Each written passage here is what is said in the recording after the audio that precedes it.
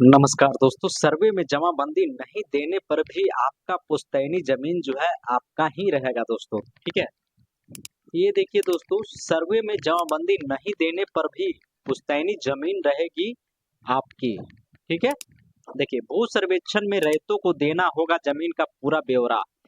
कार्य प्रसुराय में जन संवाद में अधिकारियों ने सवालों का दिया जवाब। सर्वे में जमाबंदी नहीं देने पर भी पुश्तैनी जमीन रहेगी आपकी। ठीक है ना, थोड़ा सा हम जूम करना चाहेंगे। ये देखिए, इत्मीनान रहे दोस्तों। ठीक है, अगर आपके नाम से पुश्तैनी जमीन की जमाबंदी नहीं है तब भी वह जमीन आपकी ही रहेगी।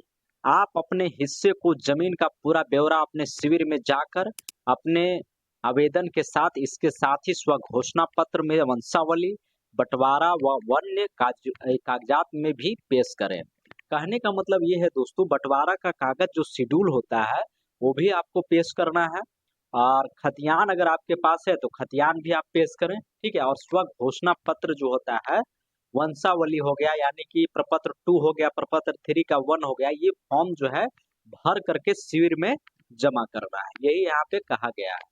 ठीक है, उसके बाद देखिए, भू सर्वेक्षण के कर्मी आपके आवेदन पर उस जमीन का भौतिक सत्यापन करेंगे। ठीक है, यानी कि भू सर्वेक्षण यानी कि आपके जमीन पर जब सर्वे करने के लिए कर्मचारी साहब हो गए, अमीन साहब हो गए, और कानगो ऑफिसर जो हो गए, और जमीन का सर्वेक्षण अधिकारी जो हो गए, वो वहां पर आएंगे तो भौतिक सत्यापन करेंगे। ठीक है, इसमें विवाद नहीं रहने पर उस जमीन की जमाबंदी आपके नाम से कायम कर दी जाएगी। अगर जमीन में कोई विवाद नहीं रहेगी तो आपके नाम से जमीन जो है खतियान क्रिएट कर दिया जाएगा। ठीक है दोस्तों, उसके बाद देखिए, यहाँ पे हम नीचे आ जाएंगे।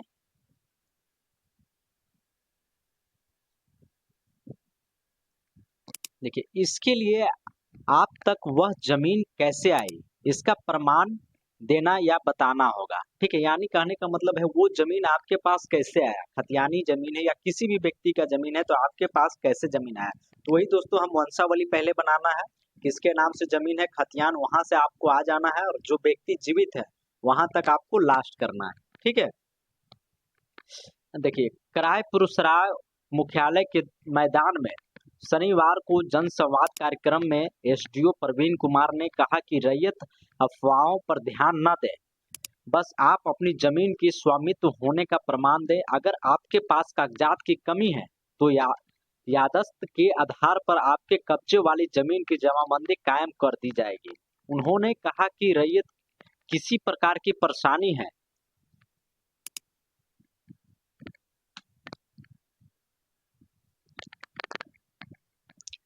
किसी प्रकार की परेशानी है, ठीक है दोस्तों, तो सीधे अपने संबंधित कर्मचारी या भू सर्वेक्षण शिविर में जाकर जानकारी और मदद ले सकते हैं। यानी कहने का मतलब है, अगर आपका जमीन में कोई परेशानी है दोस्तों, ठीक है, विवाद है, केस चल रहा है, जैसे में होता है ना, खतियान केवाला आपके पास है और 1973 में सर्वे में आपके नाम से खतियान क्रिएट नहीं किया गया है, और अगला व्यक्ति जिसके नाम से खतियान, पुराना आदमी के नाम से खतियान क्रिएट कर दिया गया है, तो वो व्यक्ति कह रहा है कि जमीन हमारा है। ठीक है, तो इसके लिए जो आप शिविर में जाकर के भू सर्वेक्षण जो हो गए, कर्मचारी जो हो गए, वहां से आप जानकारी जो है प्राप्त कर सकते हैं। ठीक है दोस्तों, उसके बाद देखिए, भूमि संबंधित अपनी गड़बड़ियों के सुधार के लिए परिमार्जन प्लस पोर्टल पर ऑनलाइन आवेदन करें। उन्होंने कहा कि हमारे पास हर प्लॉट का पूरा ब्यौरा उपलब्ध है, पूरी जमीन की जानकारी ऑनलाइन हो चुकी है, इसे आप अपने मोबाइल पर भी देख सकते हैं। इसमें अधिकारियों ने किसानों या रैयतों के सवालों का भी जवाब दिए है। ठीक है दोस्तों, अब देखिए, थोड़ा थोड़ा इधर जो है यहाँ पे हम आ जाएंगे। देखिए, बकासत वाली जमीन आपकी ही रहेगी। सर्वेक्षण के दौरान दहत सी जमीन बहुत सी जमीन वकासत मालिक मिल रही है। ठीक है, थोड़ा सा और, वकासत जो है मालिक मिल रही है, वैसे रैयत न घबराएं, यह जमीन आपके नाम ही रहेगी। कुछ तकनीकी कारणों से थोड़े समय के लिए इसकी बिक्री या दाखिल खारिज पर रोक अवश्य लगाई गई है। ठीक है, कुछ समय के लिए जमीन जो है बिक्री पर रोक लगा दी गई है, यानी कहने का मतलब है आप जमीन नहीं खरीद सकते हैं और जमीन बेच भी नहीं सकते हैं। ठीक है, और मोटेशन भी जो है आप लोग कुछ लोगों जो है कहते हैं कि मोटेशन हो रहा है, मोटेशन हो रहा है। दोस्तों अभी मोटेशन जो है नहीं होगा। अगर आप अभी मोटेशन करवाते हैं तो आपका जो है पेंडिंग में रखा जाएगा। ठीक है। उसके बाद देखिए आगे है, लेकिन भू सर्वेक्षण के दौरान इस तरह की जमीनों का भी सर्वे किया जाएगा। इसे लेकर बाजार में बहुत तरह की चर्चाएं चल रही है। उन पर ध्यान न दें। हिल्सा डीएसएलआर राजन कुमार ने कहा कि वाकासत जमीन का रैयतीकरण किया जा रहा है। जमीन की जरूरी दस्तावेज देना होगा। ठीक है, जमीन की जो है जरूरी दस्तावेज देना होगा। और कहने का मतलब ये है दोस्तों कि इसे बाजार में लेकर बहुत से तरह जो है चर्चाएं चल रही हैं। यानी कहने का मतलब है कि बहुत से लोगों में अफवाह फैला रहे हैं कि सर्वे नहीं होगा, ऐसा नहीं होगा, जमीन सरकारी जमीन हो जाएगा, प्राइवेट हो जाएगा, कागजात नहीं देगा तो आपका जमीन नहीं रहेगा, जमीन सरकार ले लेगी। तो ऐसा कुछ नहीं है दोस्तों, आपका जमीन है वो आपका ही रहेगा, खतियानी जमीन है वो आपका ही रहेगा। ठीक है, कागज रहे या ना रहे सरकार का काम है। किसके नाम से जमीन था, खतियानी जमीन था तो किनके नाम से खतियान में था, वो सारा डिटेल निकाल करके आपके नाम से जो जमीन है वो कर दिया जाएगा। ठीक है, आप उनकी वंशावली के अनुसार आप आए, अगर फिर भी नहीं समझ में आ रहा है तो 10 से 20 लोगों से गांव में पूछा जाएगा। ठीक है दोस्तों। फिर देखिए दोस्तों यहाँ पे हम आ जाते हैं। देखिए, आवेदन देने के बाद अवश्य ले प्राप्ति रसीद। ठीक है, आवेदन करने के देने के बाद जो है अवश्य ले प्राप्ति रसीद। यानी कहने का मतलब ये है दोस्तों, अगर आप जमीन सर्वे के लिए ऑनलाइन आवेदन करते हैं तो जो रिसीविंग होता है आपको लेना होगा। ठीक है, शिविर में अपना आवेदन जमा करने के बाद तो उसकी प्राप्ति रसीद अवश्य अपने पास सुरक्षित रखें ताकि आगे आप उसके आधार पर अपनी बातों को रख सकें। अपनी जमीन का खाता खसरा व रकबा को अच्छी तरह से भरे, साथ ही खेत की चौहद्दी को अच्छी तरह से भरे। उसी के आधार पर भू सर्वेक्षण कर्मी खेतों पर जाकर उसका सत्यापन करेंगे। इसकी वे पूरी रिपोर्ट कलमबद्ध करेंगे। इसे याददाश्त के दौरान सबके सामने रखा जाएगा। वहां से सत्यापन होने के बाद आगे की प्रक्रिया होगी। बाद में अगर सर्वे में किसी तरह की गड़बड़ी रहती है तो उसे सुधारने का भी मौका मिलेगा। रैयत साक्ष्य के साथ अपनी बातों को शिविर में जाकर बताएंगे, उसके आधार पर उसे सुधार दिया जाएगा। ठीक है, कहने का मतलब ये है दोस्तों कि आप जमीन का जो ऑनलाइन सर्वे के लिए आवेदन कर रहे हैं उसके अनुसार जो है सारा डाटा जो होता है, कानगो साहब हो गए, कर्मचारी साहब हो गए और भूमि सर्वेक्षण का जो शिविर अधिकारी जो होते हैं वो जमीन पर जा करके जो है सर्वे का काम करेंगे। अगर जमीन पे कुछ भी अगर फिर भी गड़बड़ी रहता है दोस्तों तो वो उसको सुधारने का आपको मौका दिया जाएगा। ठीक है, उसके बाद देखिए यहाँ पे क्या, खरीदी जमीन की नहीं देनी होगी वंशावली। ठीक है, यानी कहने खरीदी का मतलब हो गया दोस्तों कि केवाला, अगर आप जमीन रजिस्ट्री करवाएं, आपके नाम से केवाला है तो आपको वंशावली बनाने की जरूरत नहीं है। और हाँ, जिसके नाम से केवाला है और वो व्यक्ति जीवित है तो फिर वंशावली बनाने की जरूरत नहीं है। देखिए यहाँ पे साफ साफ लिखा हुआ, अगर रैयत ने किसी जमीन की खरीद की है और उसी के नाम से जमाबंदी कायम है तो उन्हें किसी भी तरह की वंशावली या बंटवारा चार्ट नहीं देना है। लेकिन अगर उस जमीन को आपने आपके दादा माता पिता या अन्य ने खरीदी है तब आपको वंशावली के साथ ही बंटवारा संबंधित कागजात भी आवेदन के साथ देना होगा।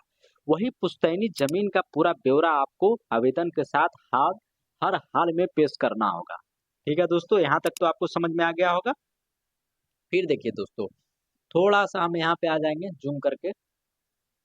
बाहर रहने वाले प्रतिनिधियों से जमा करवाएं आवेदन। ठीक है, देखिए, किराए पर सुराय नीच संवाददाता, बहुत से लोग अपने गांव से बाहर अन्य देशों या प्रदेशों में रह रहे हैं, उन्हें भी घबराने की आवश्यकता नहीं है। वैसे लोग अपने परिजन या प्रतिनिधियों के माध्यम से शिविर में जाकर आवेदन जमा करवा सकते हैं। यादाश्त के दौरान उनके आवेदन का भौतिक सत्यापन कर सही पाए जाने पर जमीन उनके नाम कर दी जाएगी। इसमें किसी भी तरह का कोई संशय लोग ना पाले। ठीक है, यानी कहने का मतलब ये दोस्तों, जो बिहार से बाहर कमा रहे हैं, गुजरात में है, दिल्ली में है, बम्बई में है, यानी कि बिहार से कोई या फिर देश से बाहर क्यों ना है, मतलब आउट ऑफ कंट्री क्यों ना है, तो उनके लिए दोस्तों उनका कोई भी रिलेशन है, परिवार है, तो उनके बदले में जो है आप ऑनलाइन फॉर्म जो है प्रपत्र 2 हो गया, प्रपत्र 3-1 हो गया, भर करके शिविर में जाकर के जमा कर दें या फिर ऑनलाइन आवेदन करके रिसीविंग कर ले लें। ठीक है, तो आपके नाम से उनके नाम से जमीन जो है खतियान जो है क्रिएट कर दिया जाएगा। उसके बाद देखिए यहाँ पे है दोस्तों, किसान अशोक कुमार सिंह ने कहा, वंशावली में बहन बेटी का नाम देना क्या जरूरी है? ऐसे में क्या वह जमीन की पार्टी बन जाएगी? नोडल पदाधिकारी ने कहा कि वंशावली बहन बेटी का जिक्र करना जरूरी है। ठीक है, अब बहन बेटी को जमीन का पार्टी नहीं बनाना है तो बहन बेटी की लिखित रूप से शिविर में आकर जमीन का पार्टी नहीं बनने का प्रमाण देना होगा। यानी कहने का मतलब ये है दोस्तों, वंशावली में बहन का नाम दे सकते हैं। यानी कि एक पिता का चार भाई है और एक बहन है, यानी सॉरी, एक पिता का चार वंश हुआ, तीन भाई एक बेटी हुआ, ठीक है, तीन बेटा और एक बेटी है, ठीक है। तो तीन बेटा एक बेटी है तो दोस्तों तो चार हिस्सा लगेगा, बहन को भी आपको हिस्सा देना होगा। तीन भाई एक बहन है तो बहन को भी हिस्सा देना होगा। अगर बहन हिस्सा नहीं लेना चाहती है तो आप शिविर में जा करके प्रमाण देना होगा, आपको एनओसी बनाना होगा, कुछ ऐसा जो है लिखित देना होगा कि बहन नहीं चाह रही कि हम जमीन उसमें हिस्सा ले, और वो उनको लिखित देना होगा, तब जाकर के उनको हिस्सा नहीं देना होगा, ठीक है। अगर वो चाहती है कि हिस्सा लेना चाहती है तो फिर आपको हिस्सा बराबर बराबर बहन को भी देना होगा। तो इस चीज को आपको ध्यान देना, वंशावली में बहन का नाम दर्शाना है, ठीक है, 100% दर्शाना है। ये वहम ना डाले कि बहन का नाम ना दे, ठीक है। अगर बहन का नाम नहीं देते हैं तो फॉर्म जो है रिजेक्ट कर दिया जाएगा। इस चीज को आपको जो है ध्यान देना है, ठीक है।